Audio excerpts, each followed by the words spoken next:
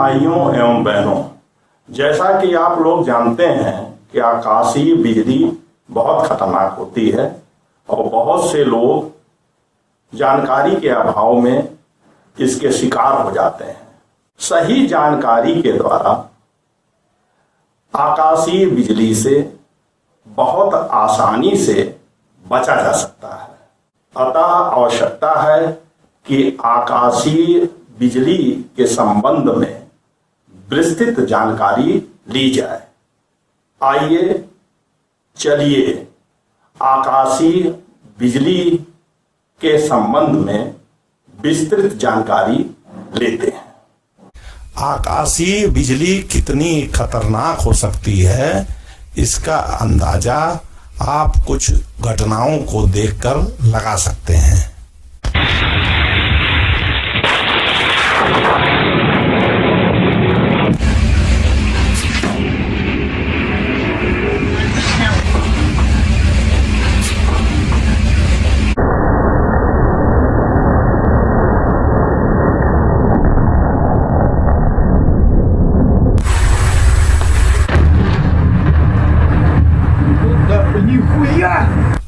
तो जैसा यहाँ लिखा है charge distribution in a cloud, तो ये डिस्ट्रीब्यूशन जो है चार्ज का, ये इस तरह से जैसे कि चित्र में दिखाया गया, ये कैसे होता है, वर्षा कैसे होती है, तो इसके बारे में मैं आपको बताऊंगा।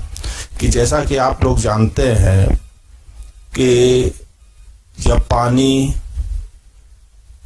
वाष्पीकृत होता है तो भाप के रूप में ये ऊपर उठता है और ये जल वाष्प, इसे हम जल वाष्प कहते हैं, और ऊपर होके उठ के ये ठंडा होता है और बादल का रूप ले लेता है।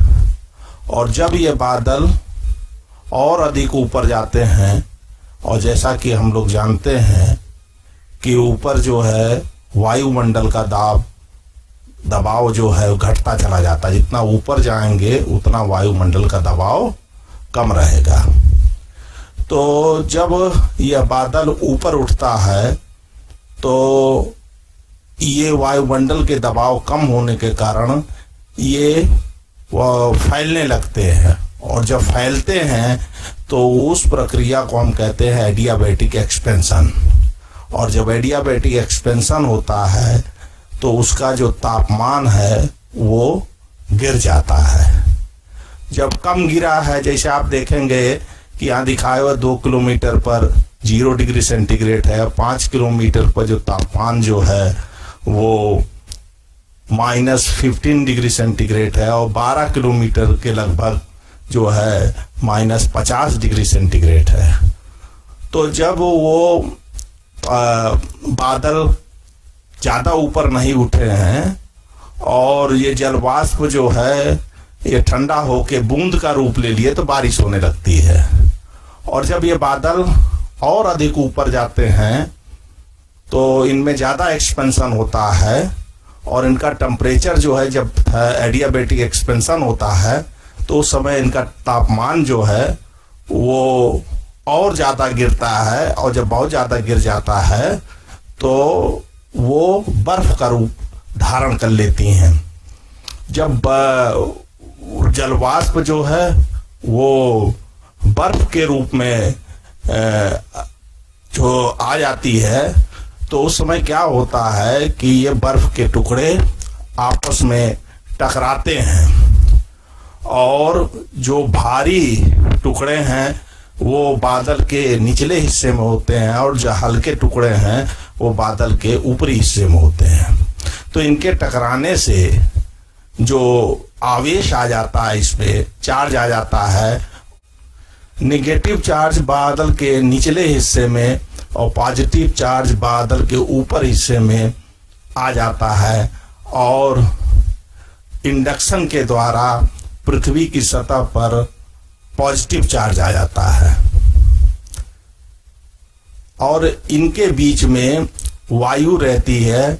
और जब ये बहुत ज़्यादा चार्ज हो जाते हैं तो ये चार्ज जो है वो जंप करके, जैसे नेगेटिव चार्ज बादल से जंप करके पृथ्वी की सतह पर पॉजिटिव चार्ज की ओर बढ़ने लगते हैं और इस तरह से चार्ज का जो है वो फ्लो होने लगता है।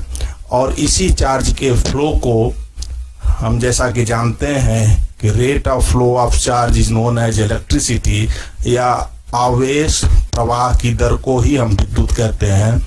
और उस समय जो है विद्युत का फ्लो होता है जिसे हम आकाशीय बिजली कहते हैं। आकाशीय बिजली 3 तरह से पैदा होती है, जैसा कि एक तो है cloud lightning, cloud to cloud lightning और क्लाउड टू ग्राउंड लाइटनिंग। ये जैसे कि बादल के अंदर ही यहाँ पॉजिटिव चार्ज है, यहाँ निगेटिव चार्ज है और चार्ज का प्रवाह बादल के अंदर ही हो गया, तो उसे जो है उस स्थिति में जो बिजली पैदा होती है उसे हम जो है क्लाउड लाइटनिंग कहते हैं। इसमें केवल जो है प्रकाश रहता है और आवाज नहीं होती। जब 2 बादलों के बीच, जैसे कि एक बादल ये है और एक बादल ये है, यहाँ जो है पॉजिटिव चार्ज है, यहाँ निगेटिव चार्ज है, और ये चार्ज का प्रवाह जो है हवा के माध्यम से होकर जब हो जाता है इन दोनों के बीच, तो उसे हम जो है क्लाउड टू क्लाउड लाइटनिंग कहते हैं।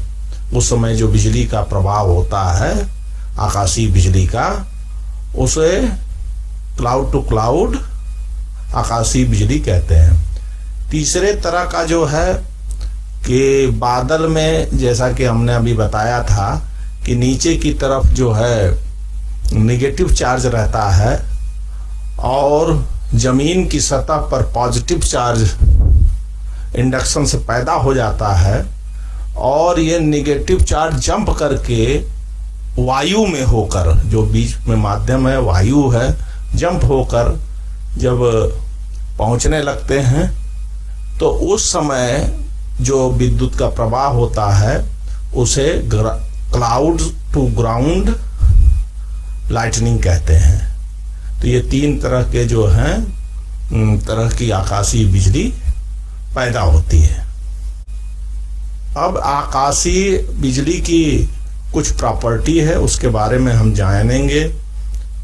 जैसा कि हम जानते हैं कि जो बिजली है वो हमेशा जो है शॉर्टेस्ट और इजीएस्ट पाथ पे चलती है। बहुत नजदीक पाथ होगा जो होगा और जो आसान होगा वहीं से होकर बिजली जो है गुजरती। ये बिजली का हम जानते हैं कि ये पे एक प्रॉपर्टी है।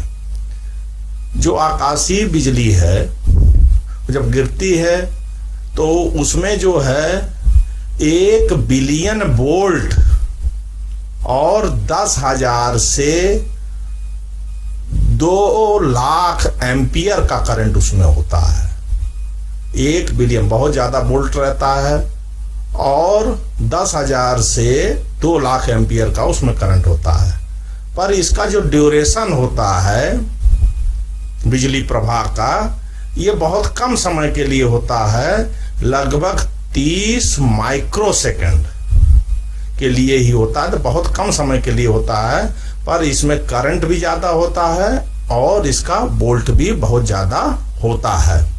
इसके तापमान की अगर बात करें तो तापमान जो है वो सूर्य की सतह से लगभग 5 गुना ज्यादा जो है इसका तापमान रहता है, जो लगभग 30,000 डिग्री सेंटीग्रेड।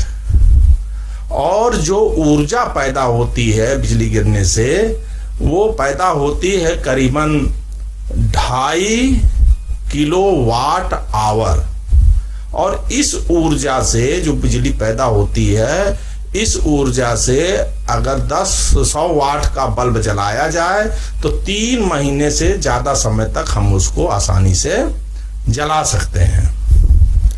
जो ये बिजली होती है इसकी लंबाई जो है वो 4 से 5 किलोमीटर तक के लंबी हो सकती है, और इसमें जो है इसकी चौड़ाई जो है वो 2.5 सेंटीमीटर से 5 सेंटीमीटर की होती है। अगर हम ये सोचें कि पानी नहीं बरस रहा है तो बिजली नहीं गिरेगी, तो ऐसा नहीं है। पानी नहीं भी बरस रहा तब भी बिजली, आकाशीय बिजली पैदा हो सकती है। अगर आकाश में काले बादल नहीं है, हम ये सोचें कि उस समय आकाशीय बिजली नहीं पैदा होगी, तो ऐसा नहीं है, उस समय भी बिजली पैदा हो सकती है। ये आकाशीय बिजली जब गिरती है, जैसे मनुष्य के ऊपर गिर गई, तो उसका सबसे ज्यादा जो असर होता है वो सर में होता है, गर्दन में होता है और कंधे में होता है। अगर हम ये सोचें किसी के ऊपर बिजली गिरी है और ये सोचें कि अभी भी उसमें बिजली होगी, तो जैसा कि मैंने बताया था कि 30 माइक्रो सेकंड के लिए ही ये बिजली जो है उस पर ठहरती है, तो उसको छुआ जा सकता है और ऐसा नहीं है कि उस पर कोई चार्ज बिजली गिरने के बाद रहता है, ऐसा नहीं है। जब बिजली पैदा होती है तो उस समय बहुत ज्यादा, जैसा कि गर्मी पैदा होती है और उस गर्मी के पैदा होने से जो वायु है बहुत तेजी से फैलती है और उस समय एक बहुत ज्यादा आवाज पैदा होती है जो 10 मील से जो है सुना जा सकता है। ये जो आवाज है ये इतना ज्यादा होती है कि 10 मील की दूरी से भी इसको सुना जा सकता है। ये जो बिजली है इसमें सबसे ज्यादा मृत्यु जो है वो बरसात के दिनों में होती है, जुलाई महीनों में, और ये ज्यादातर जो बिजली गिरती है वो दोपहर के समय गिरती है और इनमें सबसे ज्यादा जो समय है इसका वो है 12 बजे दोपहर से शाम के 6 बजे तक। पुरुषों पर इसका असर जो है महिलाओं से, मतलब बिजली गिरने का जो है चांस जो है पुरुषों पर महिलाओं की तुलना में 5 गुना अधिक है।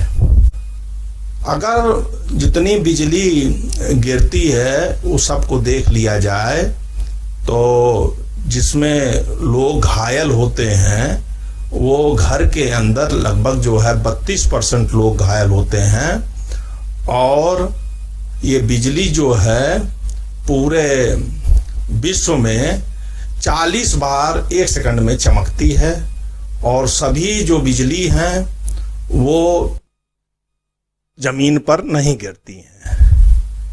कुछ तो जो है बादल के बीच में रहती हैं, कुछ जो है बादल के अंदर ही रहती हैं, कुछ जो है वो जमीन पर गिरती हैं।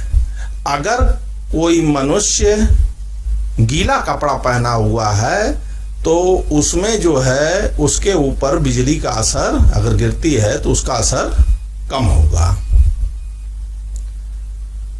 जितने लोगों पर बिजली गिरती है उसका जैसा देखा गया है कि 30% लोग जो हैं वो मर जाते हैं। अगर हम ये सोचें कि जहां पर एक बार बिजली गिर गई है दोबारा नहीं गिरेगी, तो ये जो है एक तरह का गलत अवधारणा है। जहां बिजली गिरी है दोबारा भी वहां गिर सकती है। देखिए, किसी पेड़ के पास खड़ा होना बहुत खतरनाक है और झुंड में अगर खड़ा होते हैं तो बहुत खतरनाक है। जैसा कि इसमें इस फोटो में दिखाया गया है कि गाय जो है मर गए हैं, इनके ऊपर बिजली गिरी है। ऐसे खुले मैदान में इनके ऊपर बिजली गिरी है, ये खत्म हो गए हैं। तो खुला मैदान, पेड़ के नीचे, घर के बाहर कोई भी स्थान इस तरह का सुरक्षित नहीं है। ये जब बिजली का जो गिरता है तो इसमें जो असर होता है शरीर पर, इसमें जो टिश्यूज हैं वो बर्न कर जाते हैं, जल जाते हैं और जो बहुत ही मुश्किल से ठीक होते हैं। और इससे जो है नर्वस सिस्टम वो प्रभावित होता है, हार्ट अटैक भी पड़ जाता है और कभी कभी मनुष्य को अपंगता भी हो जाती है। देखिए जैसा कि इसमें दिखाया गया है कि यहाँ बिजली गिरी, यहाँ पेड़ में आग लग गई। ये देखिए बिजली गिरते हुए एकदम दिखाया गया है। यहाँ गिरा, ये पूरा पेड़ गिर गया। यहाँ देखिए ये एक तरह से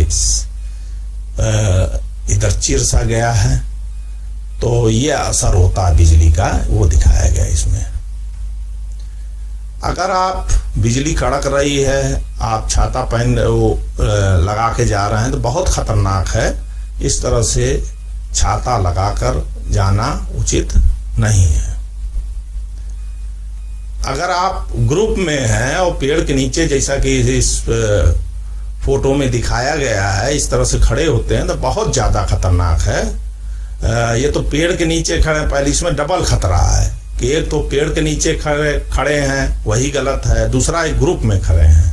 कभी बिजली कड़क रही हो, अगर ग्रुप में है तो कम से कम 15 फीट का फासला बना लेना चाहिए। एक दूसरे से 15 फीट की दूरी पर हो जाना चाहिए।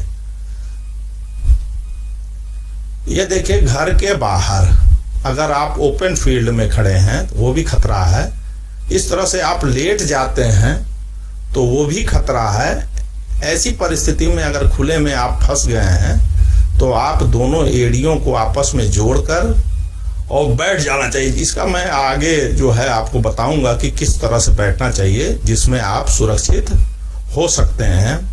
किसी पार्क में अगर आप ऐसे बैठ गए हैं किसी बेंच पे, वो भी खतरनाक है। किसी खंबे के पास आप जाते हैं तो वो भी खतरनाक है। और किसी पेड़ के पास अगर जाते हैं तो वो भी खतरनाक है। अगर कोई घर मिले तो उसके अंदर अगर आप चले जाएं तो आप सुरक्षित, बाहर की तुलना में ज़्यादा सुरक्षित रहेंगे। अगर आप ये सोचें कि हम ऊंचाई पे चले जाए तो ज़्यादा सुरक्षित है, तो ऊंचाई पर जो है और खतरा रहता है। जैसा कि यहाँ दिखाया गया है कि ये ऊंचा है तो यहाँ पे ज़्यादा खतरा है और प्लेन पर इसकी तुलना में कम खतरा है। ये देखिए, ये घर का अगर मकान के अंदर हैं तो ज़्यादा सुरक्षित हैं। अगर आप बाहर हैं और जो है बिजली चमकने कड़कने लगती है और किसी तरह से आप कार के अंदर पहुंच जाते हैं या कार के अंदर पहुंच जाते हैं तो खुले में खतरा तो है, पर वो बाहर की तुलना में, अगर बाहर खड़े हैं उसकी तुलना में ये सुरक्षित है। पेड़ के नीचे अगर खड़ा होते हैं तो बहुत ही खतरनाक है। जैसा कि इसमें दिखाया गया है कि बिजली इस कार पे गिरी है तो ये कार के अंदर जो हैं ये तो सुरक्षित हैं, और कोई अगर उस समय छू लेता है तो उसको खतरा हो जाएगा। तो ऐसी परिस्थिति में गाड़ी को छूना ज़्यादा खतरनाक है। अंदर बैठे रहेंगे, खिड़कियां सब उसकी बंद किए रहेंगे तो वो जो है काफ़ी हद तक सुरक्षित रहता है। खुली गाड़ी में तो आप किसी भी तरह से, इस तरह की जैसा दिखाया गया है, किसी भी गाड़ी में आप सुरक्षित नहीं हैं। अगर आप पानी के समीप जाते हैं, जैसे ये स्विमिंग पूल है, इसमें आप नहाने लगते हैं और बिजली कड़क रही है, तो ये जो कार्य है इस तरह का पानी से जुड़ा हुआ कोई भी कार्य ऐसी स्थिति में आप कतई न करें। जो पानी से जुड़े हुए जितने एक्टिविटीज हैं उसमें जो है कहाँ पे कितने % जो है लोग मर जाते हैं यह दिखाया गया है। कि जैसे कि मछली पकड़ते समय, मछली फिशिंग करते समय जो है 48% लोगों की मृत्यु हो जाती है, और नाव चलाते समय जो है 23% लोगों की मृत्यु हो जाती। चलाते या बैठे हैं नाव पे वो भी उसी तरह का है, तो 23% लोगों की मृत्यु हो जाती है। तैरने में जो है 8% लोगों की मृत्यु हो जाती है। समुद्र के किनारे बीच पर 21% लोगों की मृत्यु होती है। अगर आप बिजली कड़क रही है उस समय पतंग उड़ा रहे हैं तो वो भी जो है बहुत ज़्यादा खतरनाक है।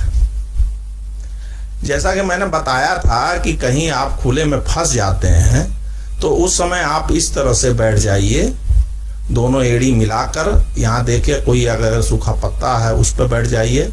तो इस तरह से अगर आप बैठ जाते हैं तो आप सुरक्षित काफ़ी हद तक हो सकते हैं, जैसा कि इस चित्र में दिखाया गया है।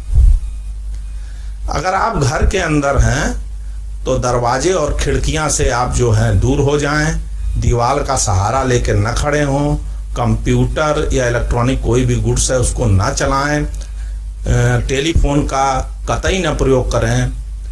अगर आप सिंक में बर्तन धो रहे हैं तो वो भी न धोएं, पानी में आप ना नहाएं।